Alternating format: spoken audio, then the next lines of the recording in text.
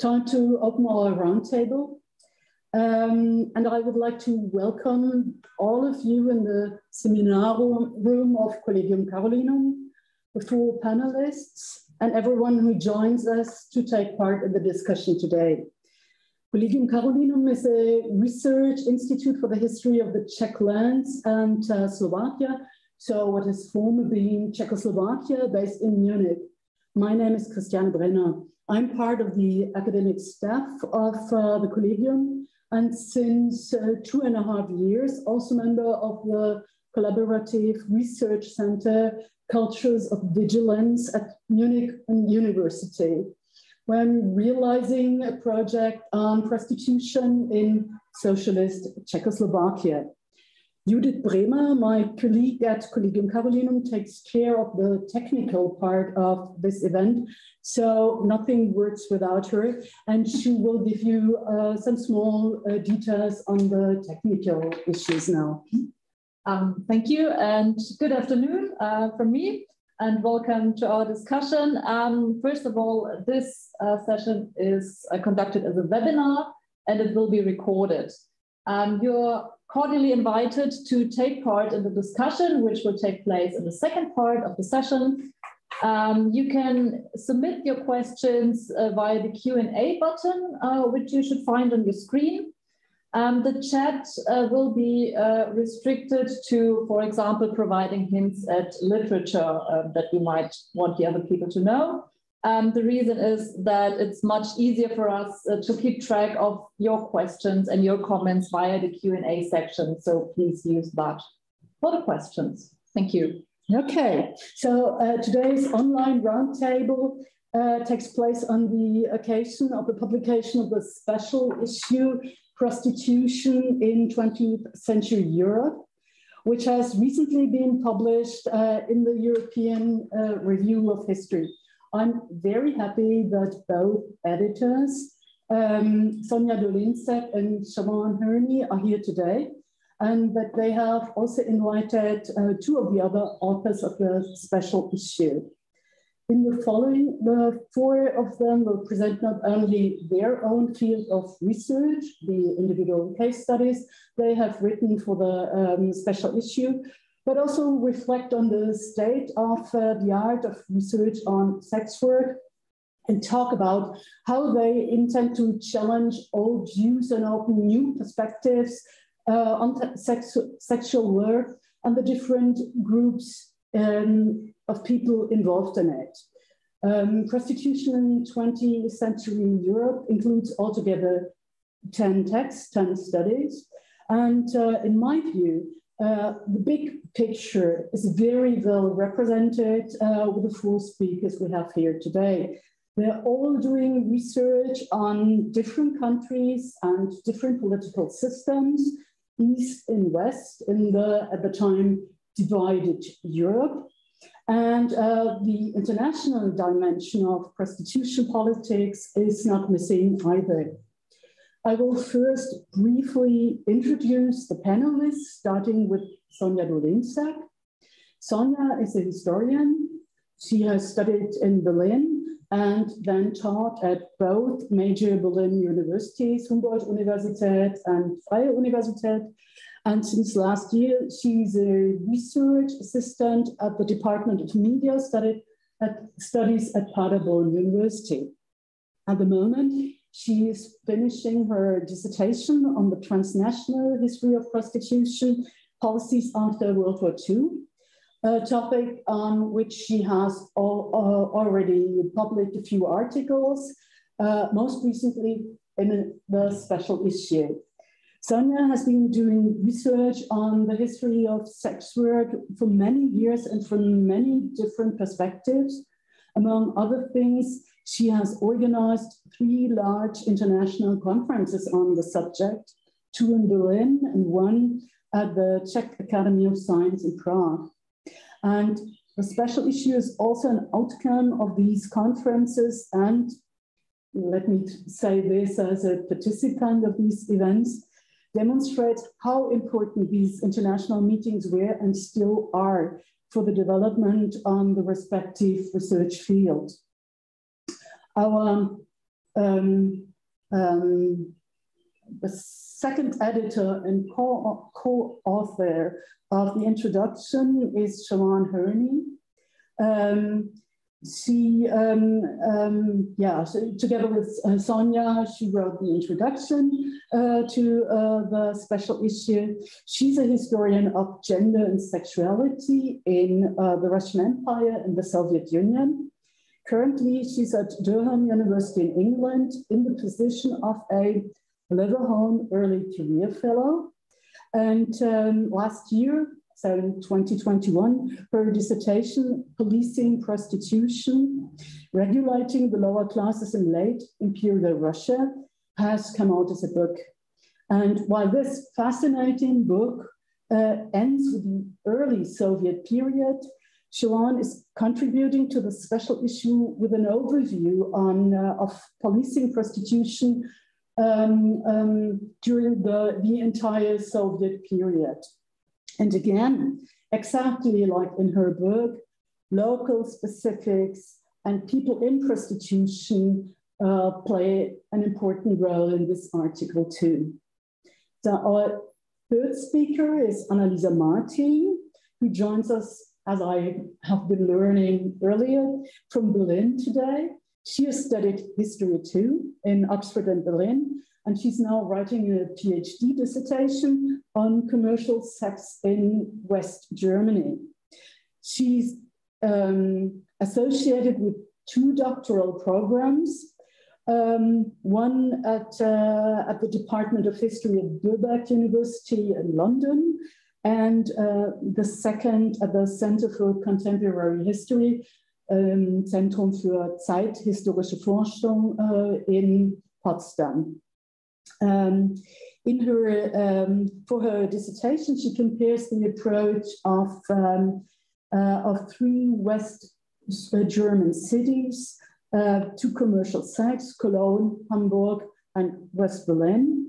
Here she contributes with a micro-study on Cologne in the time between the late 1950s and the 1970s, decades we commonly understand as crucial for the modernization of Western Germany, especially with respect to gender roles and sexuality. So, and finally, we have Nicolas Papadopoulo. He's a research fellow in history at the University of St Andrews in Scotland, and his research interests and publications include an enormous range of topics from youth and protest cultures, travel and migration, gender and sexuality, emotions and European identities. He has an ongoing project on, I just quote the title, Transnational Sexual Health Activism and AIDS in Western Europe, with a focus on the 1980s and 1990s. With his contribution to the special issue, he really breaks new ground with a study on Greek trans women and their personal life strategies. Here he depicts the crucially important role of sex work and migration in the process of being or becoming what these women wanted to be. So after this lengthy introduction, we finally should go into medias res. We have agreed that all authors will briefly present their topics and key points before we open the discussion to everybody. This puts Sonia and Siobhan in a double row, as they wrote the introduction together and both provided their own articles. So Sonia, how do you want to handle the situation? Would you like to start, or is Siobhan starting with some general remarks on the special issue in the introduction? Yeah, it's Siobhan's turn. Yes, please. Okay, wonderful. Brilliant. Do we have the slides available by any chance? Yeah, everyone can see them. Excellent. Okay, so yes, I'll just 1 second, just making my screen. Yes, excellent. So thank you so much. for hosting us for this launch of our special issue. It's really wonderful to join you virtually. And yeah, thank you so much for that. And it's really nice to see our co-authors as well on the call too. So what I'd like to do for the first few minutes before handing over to Sonia is talk about a few themes that our special issue deals with. And the first is this issue of beyond regulationism. So with this special issue, we wanted to move beyond looking at the state regulation of prostitution, which tends to dominate in historical scholarship on prostitution in general. State regulation was the preferred approach for managing prostitution and preventing the spread of sexually transmitted infections, known as venereal diseases, in Europe during the 19th and early 20th centuries. Just to give an overview, state regulation involved the registration of women selling sex or suspected of doing so with the police, and compulsory gynecological examinations for registered women, as well as various restrictions upon their movement, visibility, and behaviour in public. In the interwar period, various governments across Europe abolished state regulation due to mounting public pressure and because it was deemed to be very ineffective as well at achieving its core aims. And I know Sonia will speak a little bit more about that later. But the reason we wanted to do this special issue is because state regulation looms so large in scholarship on prostitution, because this intense surveillance of women selling sex produced a wealth of documentation that's readily catalogued and in many countries readily available. While a researcher may find reams and reams of documents on the regulation of prostitution, researching the history of prostitution after regulation or outside of this regulatory context is a little bit trickier. Therefore, the contributors to our special issue have employed creative techniques to explore the history of prostitution after regulation, combing through files on urban space, policing, medicine, criminology, tourism, as well as autobiographical sources and also the press. The second theme that I'd like to pull out now is continuities.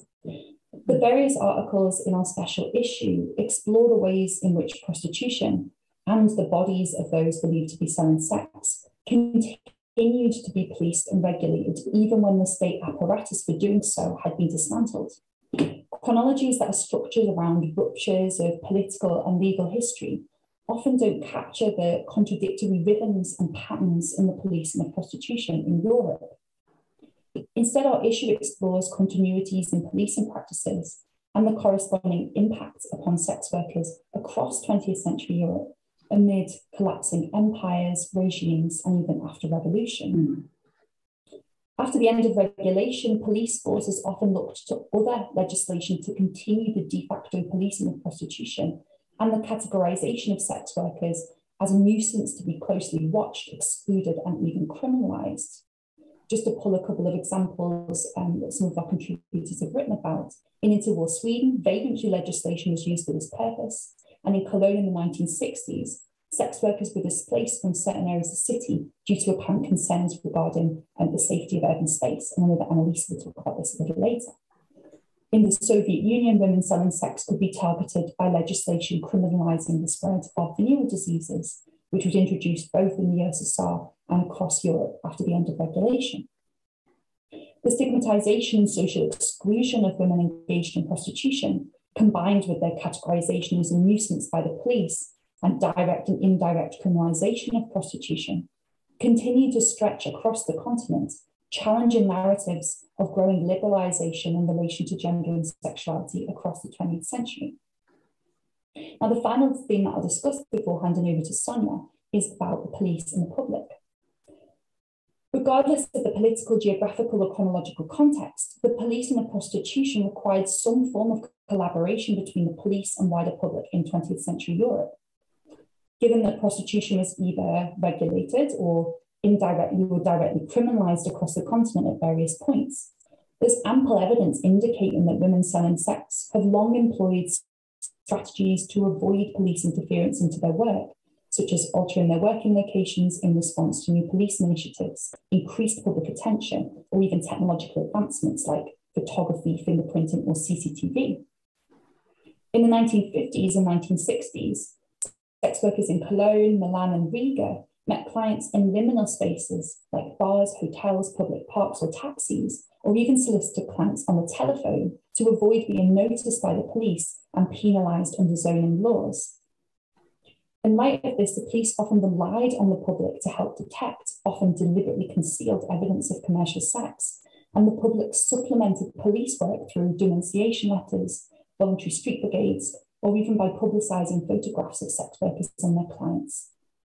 In contrast, some urban residents chose to help conceal prostitution, motivated by their own financial gain or indifference to the presence of commercial sex within their localities. So now I'll hand over to Sonia to discuss other themes that we explore in our special issue. Thank you, Siobhan, for doing the first part of the introduction. I will speak about three further themes that come up in our issue to different degrees across the papers. We've already talked about our attempt to go beyond regulation, and in this context, we need to talk about abolitionism, or the movement to abolish state-regulated prostitution, which shaped and deeply shaped the approaches to prostitution throughout the 20th century. We also introduced a different wording, so we used the term regulation abolitionism to distinguish it both from contemporary concepts or the contemporary ways in which abolitionism is conceived. The historic movement to abolish regulation was against regulation and not prostitution, and that is an important distinction to be made. As I will talk about in the section on my paper, the regulation abolitionist movement wanted to abolish regulated prostitution as a strategy to guarantee the human and civil rights of women who sold sex towards the state. But it was also a strategy to reduce human trafficking, which I will talk about in a second. So it's a very important movement, and something that some of the papers address is how this movement changed and shifted, and also the contradictions it came with once regulation had been abolished. Another theme that goes throughout all the papers is the gendered politics of labor. So I'm sure you're all familiar with the phrase of prostitution as the oldest profession. This is, of course, a metaphor, not a reality. It has never been a historical reality. Many of our papers show that even in the 20th century, prostitution was still not seen as work, and older ideas of prostitution as being idle, that is, prostitution as a form of vagrancy, still persisted. And so in our introduction, we also make a move and an argument that is supposed also to counter the current dominant discourse of unfree labor in the context of prostitution as human trafficking. And so, as Siobhan already said, there were cases of forced labor where sex workers were forced to do work where this kind of forced labor was seen as an antidote to prostitution. And and this is part of the broader effort that we're trying to, or we were trying to achieve with this special issue, that is historicizing prostitution from different angles, and also try to complicate the way that we tend to discuss it in contemporary debates. So seeing forced labor as a strategy against prostitution rather than only talking about trafficking as sort of the paradigmatic case of unfree labor in prostitution. Of course, trafficking plays a role, mostly in my paper, which I will talk about in a second, but a lot of, or at least some papers, and I think maybe the paper by Anna Haikova is most interesting in this sense, also talks about the difficulty of writing about sexual labor in the context of a broader systemic, or in the context of a systemic unfreedom. which is in the context of the Holocaust. So I would move on to my own paper right now. So I need the next slide. Okay, thank you very much. So all our papers today are situated after 1949, so in the second half of the 20th century, which is why I start this presentation. So in my paper, I analyzed the 1949 Convention Against Trafficking, which was one of 5 anti-trafficking conventions in the first half of the 20th century. And this convention shaped the international legal framework on prostitution after 1949. And I argue that this was a watershed moment in that sense. This convention institutionalized a global anti-regulationist consensus in the sense of abolishing state-regulated prostitution. And why does an anti-trafficking convention talk about prostitution? Well, because human trafficking was framed as a necessary subcategory of prostitution. So we have here an institutionalization in international law of a narrative that says that legal prostitution, state-regulated prostitution causes trafficking, which is a narrative that still at times persists today. There is also moral condemnation of sex work, but no direct criminalization. In my paper, I look at 3 articles and the way that they were negotiated. These articles address national laws on prostitution, so the criminalization of third parties, associates, intermediaries, the abolition of state-regulated prostitution and the registration of sex work, and the prevention of prostitution. I won't go into detail here, but my argument is that these articles put together create a very contradictory mix of approaches: a criminal law approach focused on enforcement and repression, a liberal approach that deregulates prostitution with the idea of sort of freeing sex workers from sort of the clutches of the state, which at the same time should guarantee their human rights. But at the same time, the law enforcement approach is extremely strong. And this leads in combination to a very ambivalent and contradictory situation when it comes to the social and legal status of sex workers after the abolition of regulation. The idea was that prostitution should not take place in brothels, should not take place in association with anyone. The only situation in which sex work should take place was sort of alone and in isolation in sort of an apartment and not on the street, which is the situation in many countries today, and which is part of the problems that we have been observing in the past decades. While this article only focuses on the convention itself, I do argue, and this is also based on my PhD project, the convention has consequences on prostitution policies and discourses on prostitution to this day. We still have a global anti-regulationist consensus with very few exceptions, where the idea that regulationism is something to oppose shapes the discourse. And the problem with this is that even regulation as work is sort of prohibited, legally prohibited, at least in those countries that have ratified this convention, which are quite a few European countries.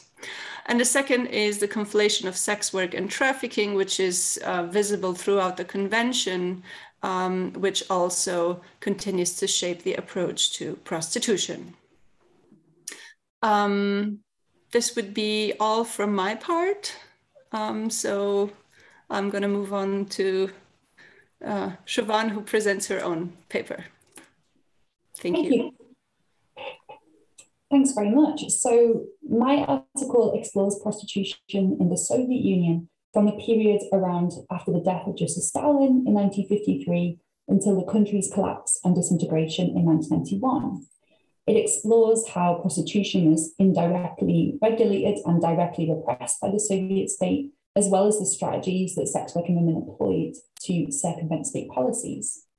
Now, in terms of sources, I was mainly working with a combination of files from Central Archives, the Russian Archive for Contemporary History in Moscow, but also with archives from republics too. So mainly with files from Latvia and Estonia, where KGB files are readily accessible and archival access is much more possible. So my paper includes case studies of the Soviet Socialist republics of Latvia and Estonia too.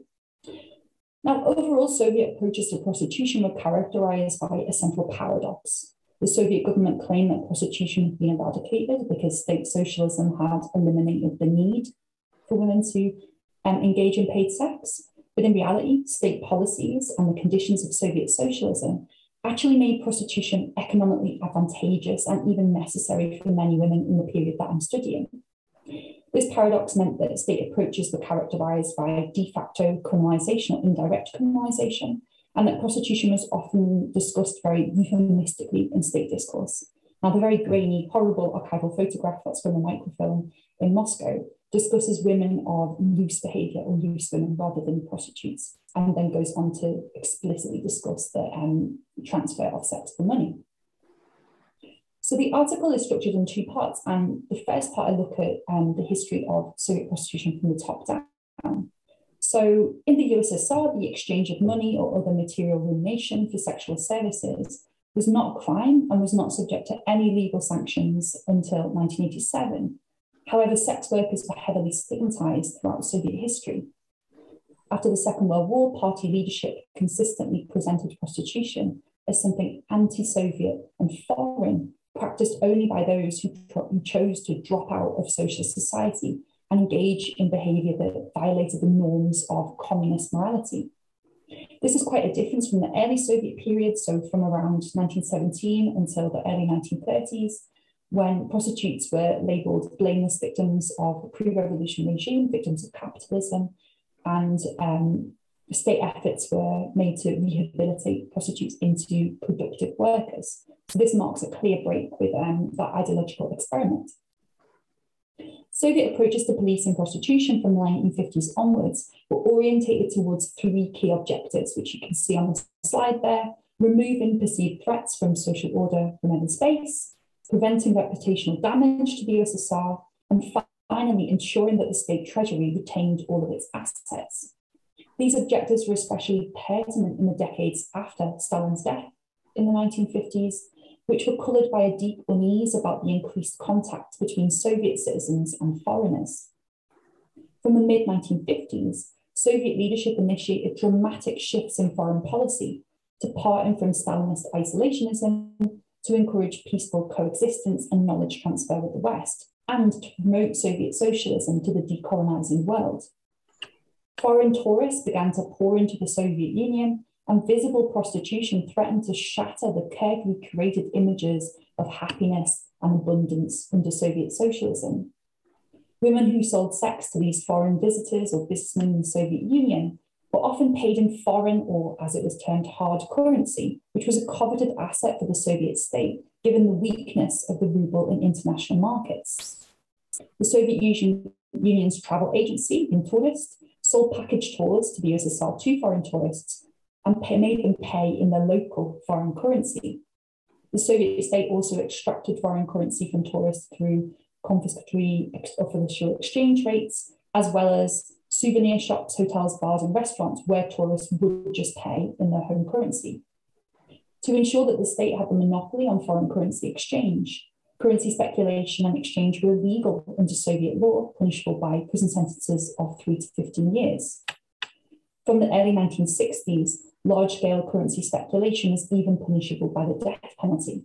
So in this context, women who sold sex to foreigners, who were called hard currency prostitutes in official discourse, were extremely concerning as they challenged the state's monopoly on foreign currency, and they also were able to access a world from which the majority of Soviet citizens were excluded.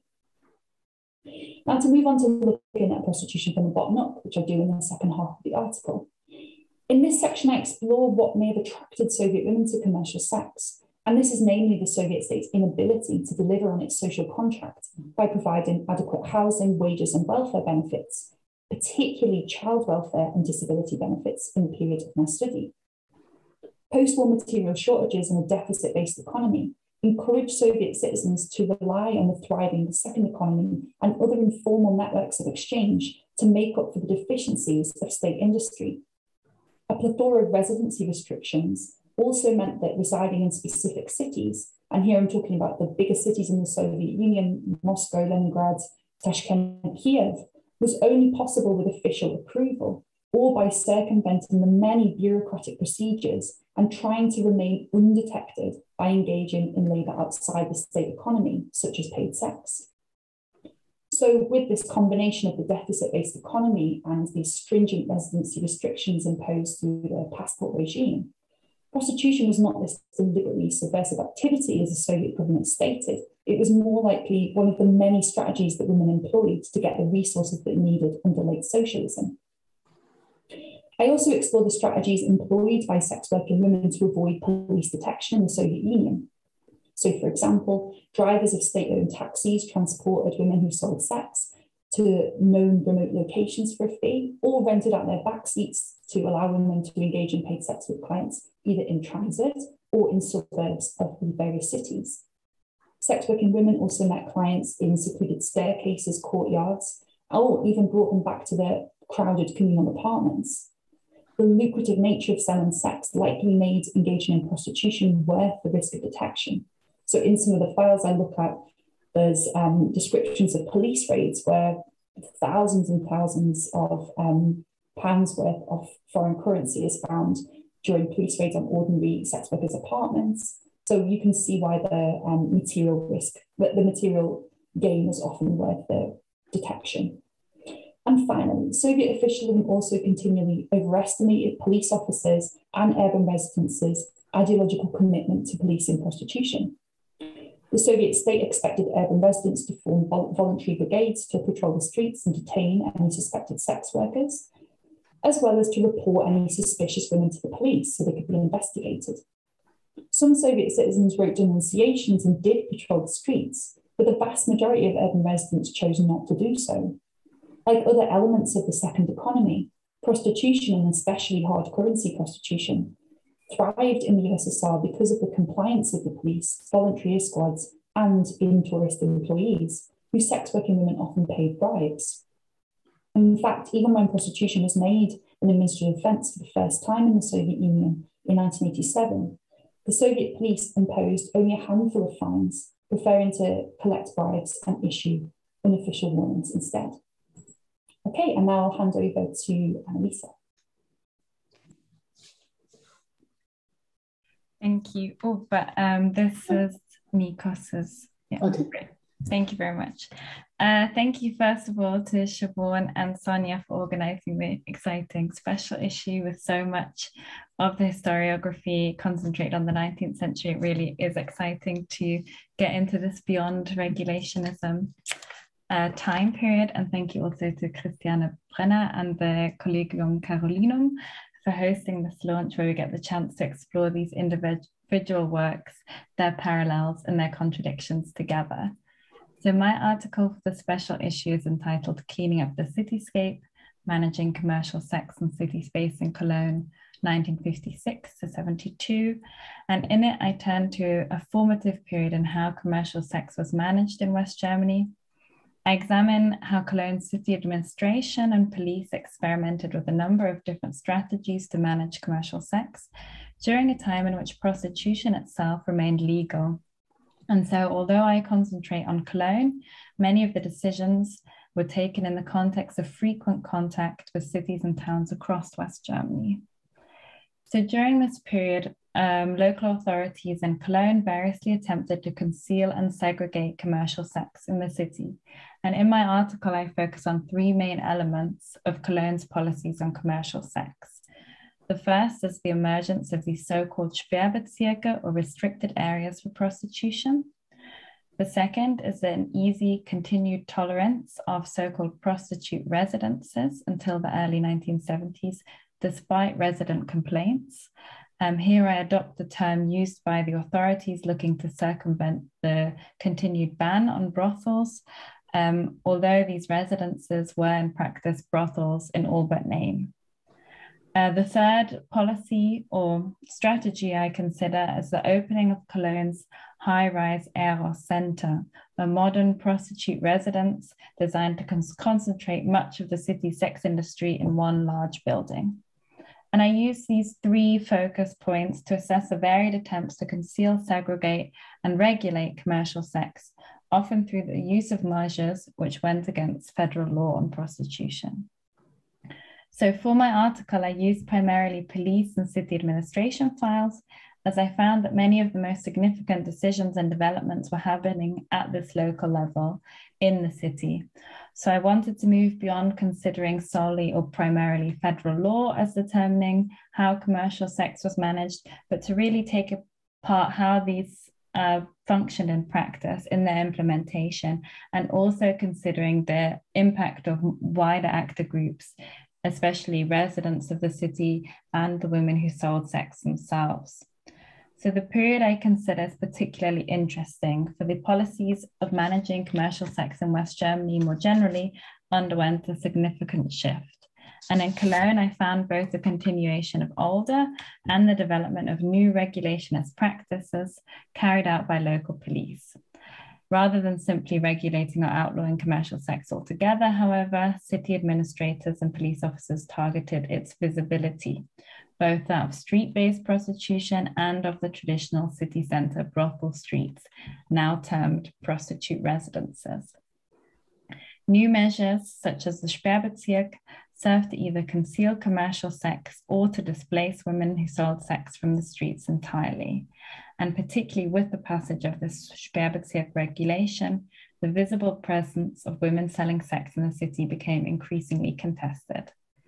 I would like to very briefly concentrate on the Sperrbezirk to illustrate one central argument of my paper.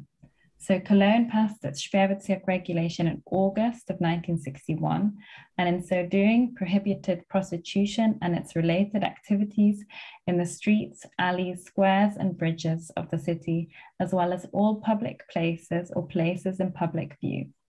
The regulation prescribed particularly harsh punishments for those caught selling sex and significantly lowered the threshold of evidence police needed to present in order to successfully charge women ostensibly caught soliciting in this restricted area.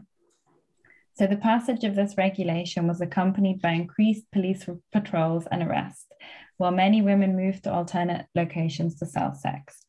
By resting the measures of the Sperrbezirk on this public-private divide, city administrators ensured that women who sold sex on the street were disproportionately visible to law enforcement, and other residents of the city would bear the brunt of these new measures.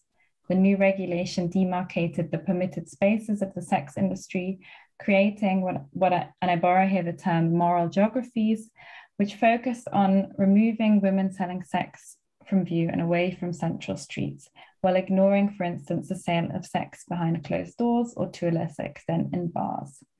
Despite commercial sex remaining legal throughout the period, the development and implementation of Sperrbezirke demonstrates this contested place of women who sold sex in urban space. I argue within the article that processes of displacement and segregation were not confined to the text of the regulation, but rather furthered through its implementation on city streets by police, who used their increased powers of arrest to target women selling sex in public. These were in turn given further impetus by resident protests, supported by figures in the local church or politics, and this role of the respectable population, quote, in quotes, of course, as policy enforcers deserves particular emphasis here. Despite such wide-ranging involvement in the implementation of these moral geographies, however, the reactions of women who sold sex throughout the 60s ensured that these attempts could only be partially successful. And I pay particular attention to how women adapted their spaces of work and used their mobility to avoid arrest, and in doing so repeatedly challenged these attempts at segregation. The special issue, with its focus on the 20th century, has shown how the history of prostitution is repeatedly enmeshed with wider histories of the 20th century. In the case of my article, I place developments within narratives of sexual liberalization in this period, and exploring the limits of this liberalization, in particular for women engaged in the sex industry, whose labor instead encountered new modes of policing and control. And just as a small thought to leave you with today, although I concentrate on the emergence of the Sperrbezirk regulation in Cologne in the 1950s and 60s, Sperrbezirke remain a common feature of most German cities today. And as such, by turning to the later 20th century, we can also inform our views on the management of commercial sex to this day. Thank you. And I'll pass on now to Nikos. Thank you very much, Annalisa. Let me thank very much both Siobhan and Sonia for inviting me to this amazing special issue, but also the hosts today for the very kind introduction and for running the event. My article in the special issue deals with Greek transgender women selling sex in the 1960s, 70s, and 80s.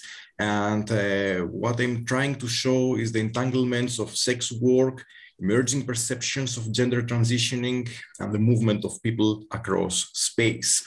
So let me elaborate on these three dimensions.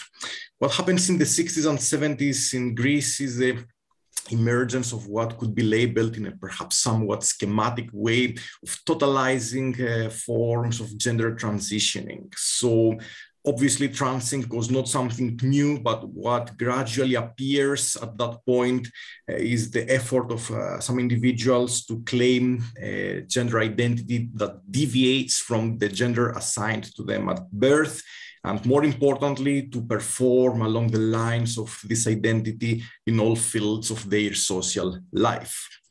How sex work relates to this process? On the one hand, sex work posed numerous threats to those individuals, including police persecution, violence exercised against them by clients. But it could be, or to an extent at least, an empowering experience for some of them, also pertaining to gender transitioning. It was an opportunity for those individuals to reinvent themselves, use a new name, develop a new set of social relations.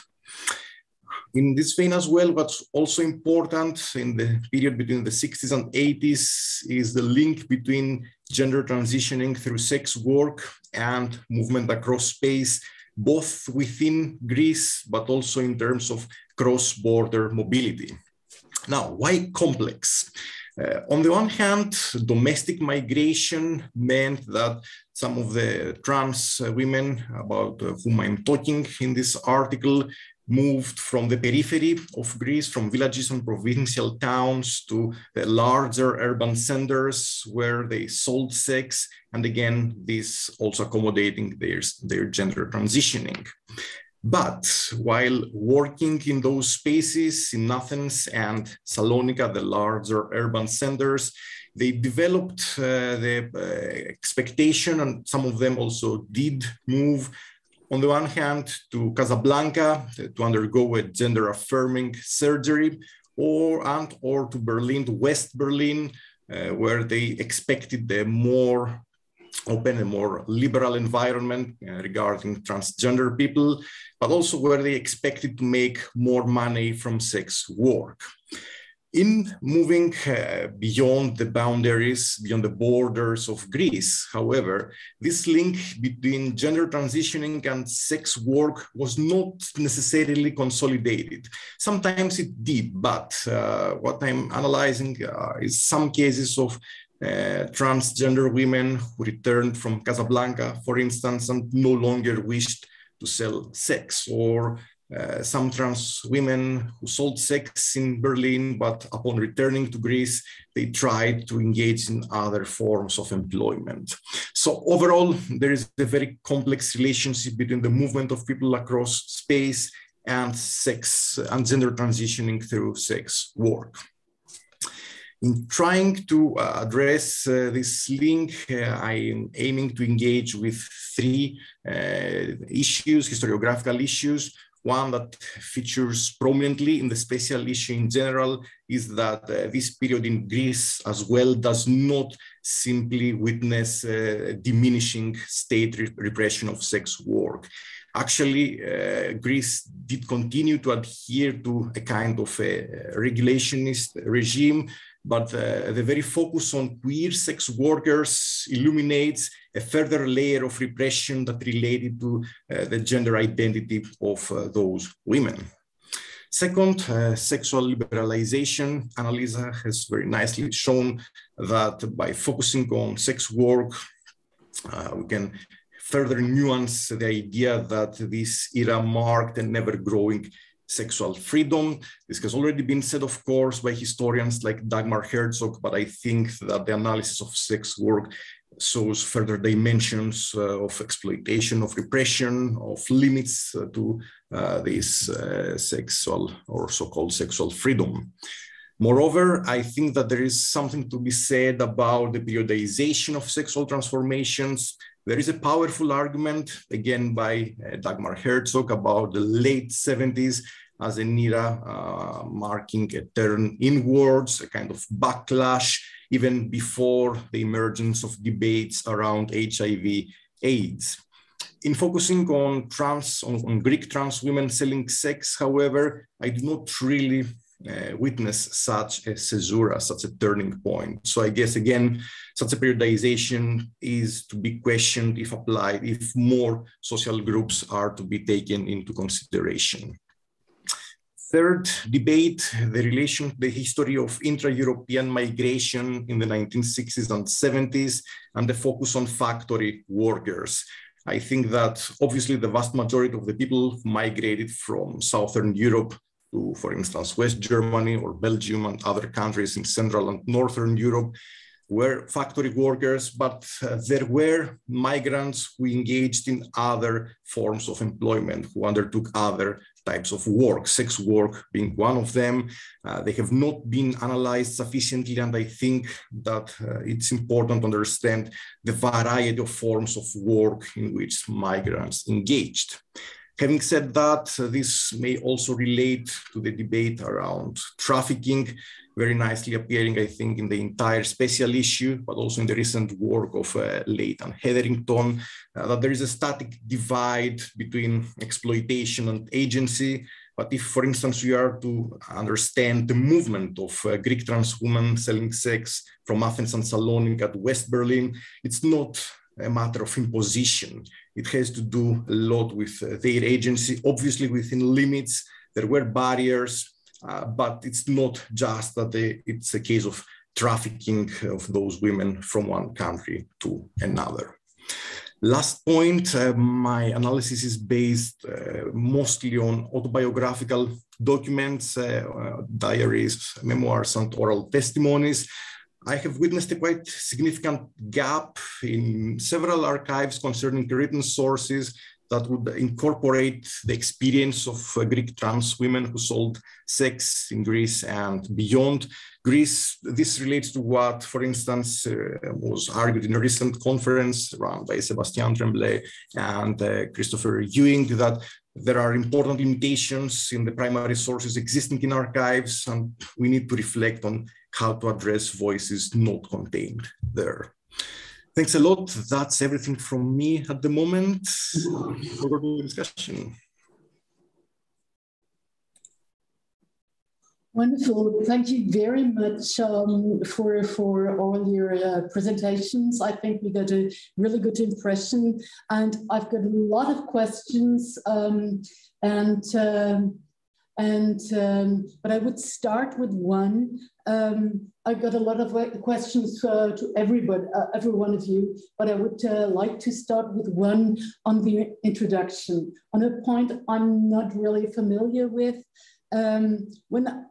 When reading the special issue, one thing that really struck me is the pronounced continuity in the debates on how to deal with prostitution since the early 20th century, and how on the very traditional perceptions and judgments of people in prostitution, how they persisted and are still persisting. In your introduction, Sonia and Siobhan, I think it's on the very first page, you mentioned a new discourse or a new tendency in public debate on prostitution, which basically identifies prostitution with violence. And I'm not really familiar with this debate, and I would like to know what is new about these positions, and is there anything new in terms of content, or is it just the rhetoric that that makes this position kind of might sound new? And well, can you tell us more about this interpretation of prostitution and its actual political background?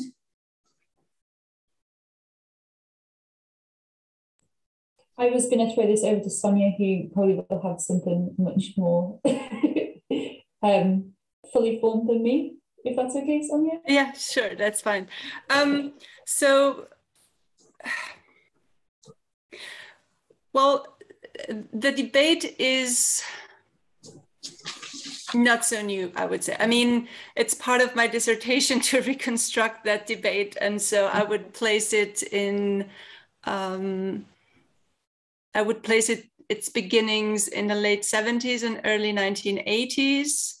And it is, from a historical point of view, a part of a shift of the abolitionist movement in a period where regulation has already been abolished. Mm-hmm. So my interpretation of the movement that reconceptualizes prostitution as violence is a direct consequence of the fact that regulation has been abolished. Prostitution did, unsurprisingly, not disappear. Trafficking did neither. And so abolitionists found a new way to attack and criticize prostitution, and then started as reframing it as violence. It is also a counter discourse to the sex workers' rights movement that had emerged in the 1970s. So I'm thinking specifically about the American Kathleen Barry, who wrote this very influential book, Female Sexual Slavery, and a few others. And a second part of that debate goes in the direction of clients, which currently we witness in debates on the so-called Nordic model, mm-hmm. Swedish model. They also conceptualize prostitution as violence. And reading the sources of the post-1949 convention, my sense is that clients, penalizing clients, pathologizing clients is sort of the next step after the abolition of regulation. So abolitionism, the abolitionist movement shifts and starts to address these aspects. So there is something new compared to previous discourses on prostitution, which is the women selling sex are no longer, at least not directly, seen as perpetrators. Mm-hmm. But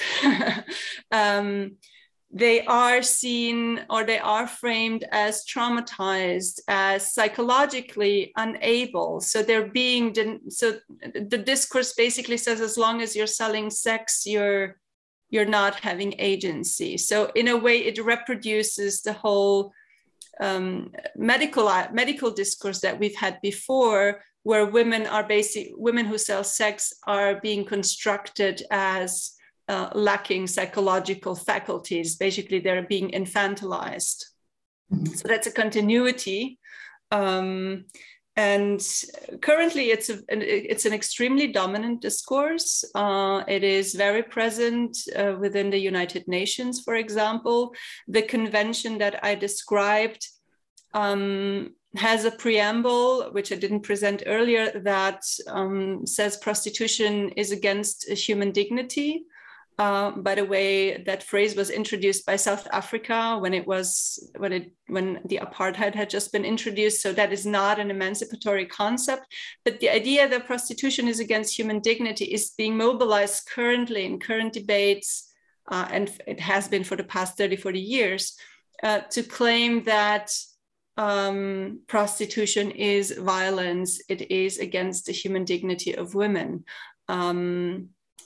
And in that sense, and there's a tension there, it reproduces the idea that women lose dignity if they have sex for money, which is a conservative concept. Thank you very much. That's fascinating. So there's a question I can't read either with glasses, either without. So perhaps, Judith, would you please read it to us? Yes, we do have a question from the audience, which goes to all of our panelists. I will read it. How can you build on the research you've done to extrapolate on ideas of citizenship and anxieties around the relationship between sexuality and the body politics of the state during the 20th century? Mm-hmm. Perhaps I can answer this question with relation to my own study about the USSR, and something that I maybe would have spoken about a bit more. We discussed this in the introduction. And it's this shift that happens in the early 20th century away from state regulation of prostitution as the primary method for controlling the spread of venereal diseases onto the criminalization of VD transmission. This shift happens across Europe and also in other parts of the world. If I speak specifically about what I know best, which is the Soviet Union, this happens in 1922 when VD transmission is criminalized. So in the USSR, this remains a crime for the entire Soviet period, but it really intensifies the use of the criminal article in the 1960s and 1970s, when the sexual practices that began in the Second World War have begun to take root and people are living in sort of less traditional relationships than they had perhaps before the war. And non-traditional families and individuals who work outside of the state economy, sex workers and gay men are the primary targets of this anti-BD law. So in this shift away from state regulation towards the criminalization of the transmission of sexually transmitted infections, transmitting VD is no longer just a medical issue. It becomes something that's antisocial and even criminal behavior. And this then goes on to influence state approaches to HIV/AIDS in the decades thereafter. So the Soviet anti-BD law just gets AIDS HIV inserted into it in 1987. And actually these laws are still in place in the Russian Federation today. So I guess what I'm trying to show is this trajectory that begins with the abolition of state regulation in Russia, but then stretches right to the present day through this reformulation of sexually transmitted infections as a medical issue to something that is antisocial, criminal, and needs to be suppressed. That's a very long-winded answer. I don't know if any of the other panelists have any thoughts on this issue of citizenship, sexuality, and body politic. Oh, Annalisa. Yeah, perhaps I can quickly jump in and take over from Siobhan there. Partly because I find it so interesting how my research on West Germany echoes some of those findings about, for instance, the criminalization of VD.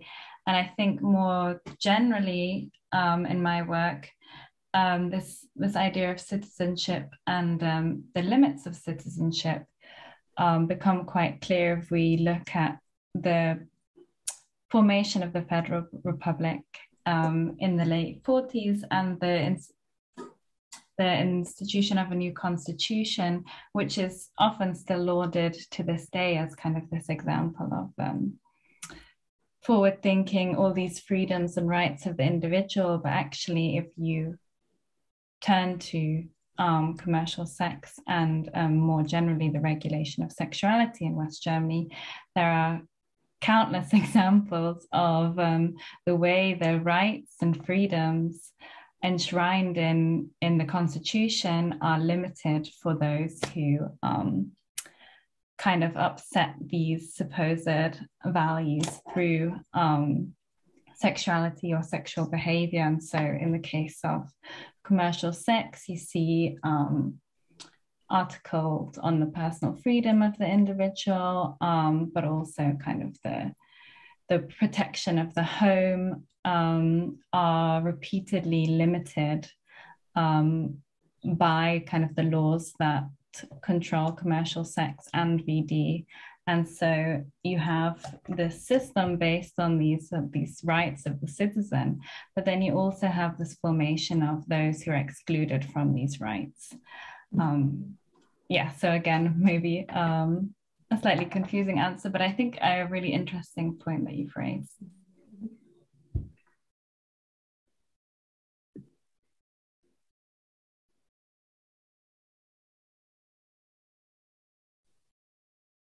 I mean, I can add a thought which goes into a different direction, which isn't part of our special issue, but if you look at the moment when the sex workers' rights movement emerges and they start to reclaim that they too have human rights, that they too have civil rights, that they too want to have the same rights like everyone else, including including being included in sort of the welfare state system, right, which is very strong in Europe. And so partially countries say, well, no, you can't because, well, this is not work.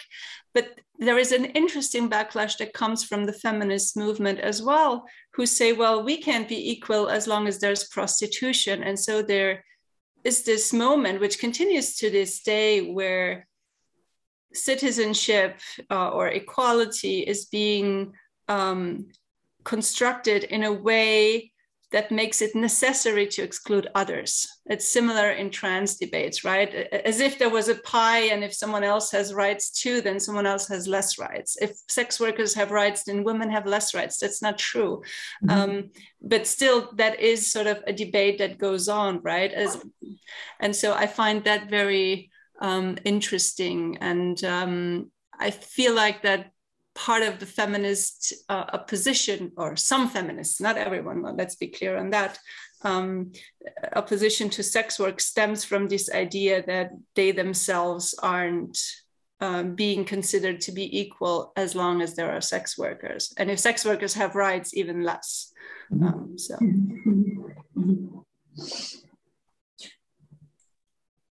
So let me also, sorry, shall I briefly make a comment? Thank you. So just a little bit of context in the case of Greece, what happens is that even though male same-sex sexuality is not banned, no longer considered illegal at that point, what happens is that the state in general and the police in particular quite often in a transphobic manner regard trans women selling sex as male sex workers. And what happens is that at that point, male commercial sex is banned. So again, it's a dimension of state persecution that deprived of those people of their rights, or several of their rights. And what's interesting, this period, 60s, 70s, 80s, early 80s, includes an era of limited democracy until 1967, when left-wing citizens were persecuted. Then between 67 and 74, there was a dictatorial regime.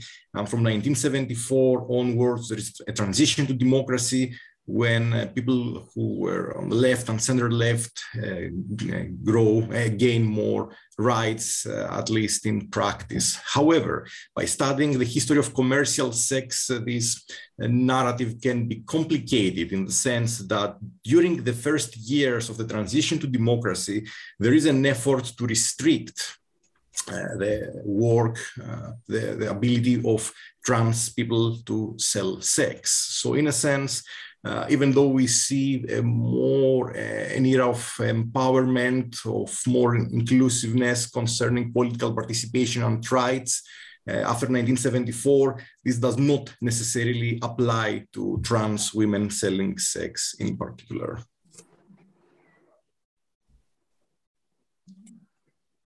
Okay, so I would skip to a completely different question now. And it goes in the first place to Siobhan, and it's a question I'm struggling with in my own work. And this is what is actually socialist about prostitution in socialist countries. As I said, I'm working on socialist Czechoslovakia. This is after Second World War. When reading the special issue, it came to me that that what happened, for example, in Czechoslovakia, we could talk about this as being the European standard. It was formerly an abolitionist regime, but the state continued to engage in forms of regulation of prostitution.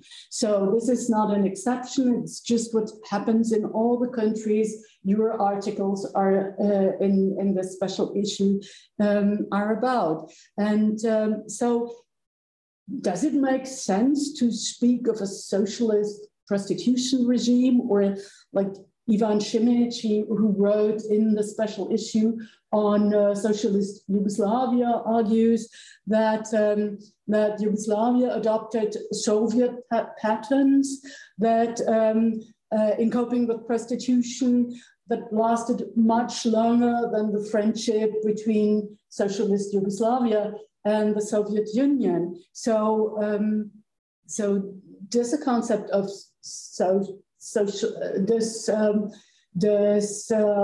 concept of socialist coping with prostitution make sense? Is it only on the level of ideology, or does this way of treating prostitution have an impact of people living in prostitution, a special impact on people living in prostitution in socialist countries? I know that's a huge question, but it's very important for me. It's a huge question. It's a great question. And it's something that I've really grappled with while researching and writing this article. What's specific about the Soviet Union here? Because we see this shift, as you say, from regulation to abolition to repression in the second half of the 20th century. So what is unique about this case? And yeah, I think the ideological level is probably where I would say we see the socialist approach to prostitution, because women who engaged in commercial sex in the Soviet Union and other socialist contexts too broke both boundaries of citizenship, both genders, in terms of behaving in a way that violated norms of femininity as prescribed by the state, but also in terms of communist morality, so breaking the social boundaries that had been created by the state as well. I also think perhaps the repression of sex workers, at least rhetorically, was more intense maybe in socialist regimes because, I mean, in the case of the Soviet Union, it was very much a political system that regarded passivity as sort of active dissent, any kind of not participating in society in the way that the government saw fit was seen as active dissent. Although obviously there's this huge gulf between the rhetoric and ideology of the state and how ordinary Soviet people live their lives, the vast majority of which not particularly invested in Soviet ideology, especially in this post-war period. I wonder if one socialist difference, I've read some research about similar practices in East Germany, is the forced treatment of VD patients in the late 20th century. This happens in the Soviet Union because in the 1970s, the anti-VD laws expanded to include a wide range of practices that isn't just transmitting a venereal disease to another person, it's refusing to be treated at the hospital, very vague, placing someone at risk of contracting a venereal infection that is never defined in the law. This clause just appears. And the punishment is forced treatment at a closed venereal disease dispensary, which was essentially a prison where you would receive treatment. And if you left the prison, then you could be prosecuted under a different law. So maybe I don't know enough about the other European context, but that to me seems quite quite specifically Soviet, both because of the fetishization of hospital stays in the Soviet Union and also this use of forced treatments. But please correct me if I'm wrong, other panelists and members of the audience. My other inkling of something that's maybe specifically socialist is this focus on hard currency. The Soviet government are really, really obsessed with protecting their monopoly on hard currency. And perhaps the threat of prostitution in society is exaggerated because it involves this very coveted asset. And it's also very interestingly ever present in depictions of the very limited depictions of sex work in the Soviet period. So there's an extremely famous film from the late 1980s called Into Girl, which follows the trials and tribulations of a so-called hard currency prostitute in Leningrad. And it was the most popular film in the Soviet Union when it was released in the late 1980s. And shortly after its release, teenagers were in polls conducted in schools saying that this was their desired profession to be a hard currency prostitute. So I think both this focus of the state on hard currency and also the ubiquity of hard currency in the informal economy makes it specifically socialist. I wonder if you have anything similar with your own research that maybe links with the Soviet example. Yeah, thank you very much. The hard currency prostitute as a role model for young girls in the late 1980s. This is the same in Czechoslovakia. You can find it in an article written by Paulina Bren on the film Boniaklit.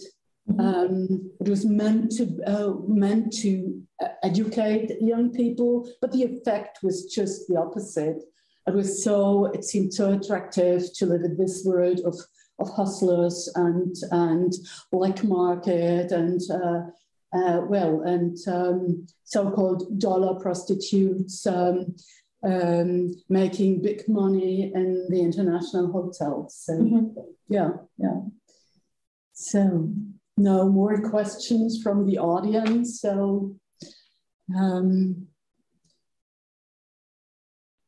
perhaps in that case, I would jump in quickly and say, Siobhan, well, I do think most of your distinctions were very accurate.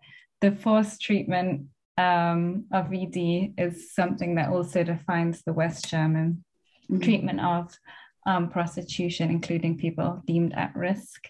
But I think perhaps what is more different there is a little bit the timeline. So I see in my work that this is kind of being challenged in the 70s, especially the later 70s, although it is still taking place. But very interesting again to see just another one of these parallels, right, across the divide. Could I ask a question, sorry, of my panelists? Just on the issue of sources that Sonia mentioned and how often we are reproducing, the state's perspective on the issue. But I wanted to maybe ask Nicolas if he could speak a little bit about the challenges of using autobiographical sources for researching the history of prostitution and whether there was any unique challenges that came up with this particular project, or maybe you could just reflect a little on, because it's so rare to have autobiographical sources.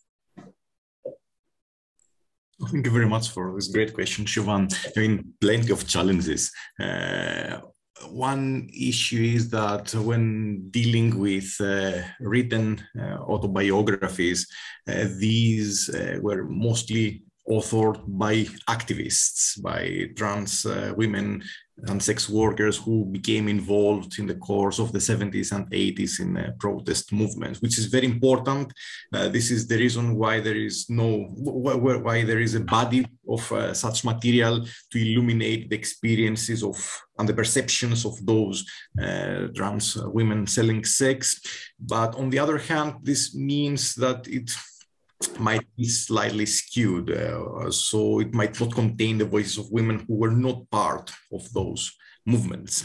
So that brings me to a second challenge, how to find other voices. So this is something that someone could do through various chains of recommendation that might not necessarily be part of those activist groups back then or today. But again, there are transgender women who have undergone gender-affirming surgery who no longer regard themselves or no longer wish to discuss their experience or no longer regard themselves as transgender women, so they would not like to be interviewed. And even in the cases when it was possible for me to discuss with trans women who sold sex within the 60s and the 80s. Obviously, I am not a transgender woman. So again, there is a background discrepancy. This was something on which I needed to reflect before, during, and after the interview. Obviously, there were issues that might have not been discussed, or some of my interviewees might have been hesitant to discuss in depth with me. But I think that overall, the very principle of shared authority, of giving them a good sense of how the material will be used, of obviously saying that if at a point you would like me to stop the discussion, by all means, and of course by allowing them to have some sense of how this material will be analyzed and published later on. I think that this helped build a sense of trust. But last but not least, speaking of challenges, we are talking about the voices of survivors. There were trans women who sold sex at that point and who died. One of them, for instance, because she was killed by a client. And obviously, again, this is a dimension that is evidently missing, and self-consciously, I have to say that from what I am presenting. So we have another question from the audience. Not assuming that the history of 20th century prostitution has been comprehensively or sufficiently researched, but my question is, while editing the issue, writing your article, and/or researching the field more broadly, which 20th century history of prostitution-related topics, which areas or which time periods would you like to see or do more research on? Wow, this is a huge question too. So who wants to begin? I can just begin very quickly because I found a couple of archival files that absolutely piqued my interest, but I didn't have time to explore more thoroughly. That is the use of known sex workers by the KGB as informants in the late 1940s. So, because I'm looking at the Baltic states, so Estonia, Latvia, and Lithuania were invaded by the Soviet Union, then by Nazi Germany, then re-invaded and forcibly annexed the Soviet Union over the course of the Second World War. And after this, there's great anxiety about the citizens that are left behind. So the KGB, newly installed in Latvia, started to recruit sex workers to inform on their fellow citizens. And I found 2 archival files and just thought, wow, this is absolutely amazing, but then didn't have the time to go back. So personally, that's mine. That was a very selfish answer. I haven't talked at all about historiography. I've just talked about my own interests. But yeah, anybody else?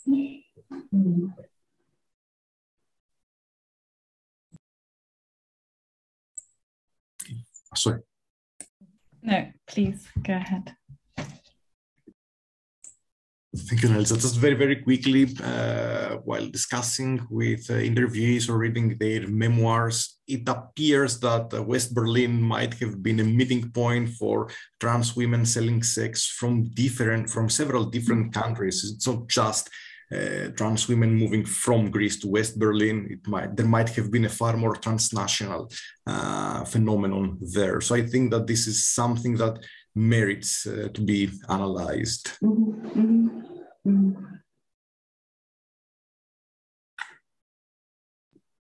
And following in the footsteps of my fellow panelists, taking from my own research, I found kind of perhaps 3 perspectives of how of relationships between women who sold sex and these different actor groups, be they clients, be they police, or be they the association in West Germany with guest workers, I found in each of these three cases that when you're caught up writing a history of commercial sex in one perspective, you never quite get the chance to fully engage with these actor groups around it. And so what I would find particularly interesting is to kind of write this history of the client, of the police officer, and this relationship to prostitution. And that's a huge problem with sources as far as I see it. Like, they so often can stay anonymous, and you will learn, or with my material, I learned something about them when they complain. They complain at the police, or they denounce women for selling sex. But otherwise, it's really hard to get information on clients. Yeah. Sonia, open question for the projects. Well, I'm sort of also adding a sort of my support for the clients. I had put that on my list, and generally I would say, you know, what we started in with papers that start to look at states, countries, but also cities after sort of the official regulation of prostitution. That is something that can be done for so many contexts, and it's I think something relevant to do. And otherwise, I would say there's still a lot to do about the sex workers' rights movement, in some political activism, first-person accounts that are being published.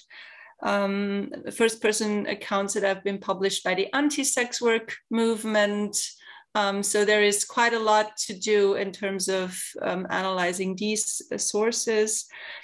I personally miss a history of the very ambivalent stance of the feminist movements to prostitution. Most overviews tend to focus on this anti-regulation approach, but it's much more complicated. And I think the historiography, I mean, there is a lot of complex historiography on the abolitionist movement, but I would even argue that the International Abolitionist Federation isn't a feminist organization. So, because they're always men, and these weren't always feminists. But looking at specifically women's and feminist organizations, how do they negotiate sex work? And that could be very interesting. And the last point is the relationship of feminists to the policing of sexuality when it comes to prostitution. Also with a focus on revealing tensions and contradictions. And that obviously has to be placed in history. And I would say, you know, once in the 1970s, in most countries, abortion became legal, homosexuality started to be decriminalized. The more people were decriminalized and sex workers still were criminalized, the less support sex workers got. That's my claim. It would be interesting to see how things change, sadly, if things go really bad in the United States in the next months or so, right? With Roe v. Wade being repealed. What does it mean for the broader sexual politics if so many millions of people risk being criminalized again? And so that's something that I find very interesting. Well, so there's a lot to looking forward to doing and reading all this new research. I'm especially looking forward also to read Nicole's book on Berlin in the 70s. In your article, you mentioned the myths that brought all those Greek trans women to Berlin. in the 1970s. They were still recalling, or they read about Berlin in the 20s as a space where you could live your dream and do what was not possible in other places on the earth. And then they kind of hit the reality of Berlin in the 70s, governed by the Christian Democrats, but still they found a kind of escape and a place where they could make their lives. So perhaps there's a new myth on Berlin in the 70s, and I would really like to learn more about this. And I learned a lot by reading your articles and also from our discussion today. And for me, the most important lesson to take home is always to remember that we have to distrust the historical watersheds, to distrust those moments where everything changed, or we take it for granted that things were changing so much. And regime changes can but must not offer more freedom to minorities. And I would count people in prostitution among the minorities. And this is something we always have to remember when writing our books and our research. So I thank you a lot, the four panelists, Judith, who was supporting us today, and all those who took the time to listen to our roundtable. And well, I hope we are meeting again in some years and discussing new research. Thanks a lot. And goodbye. Thank you very much. Thank you.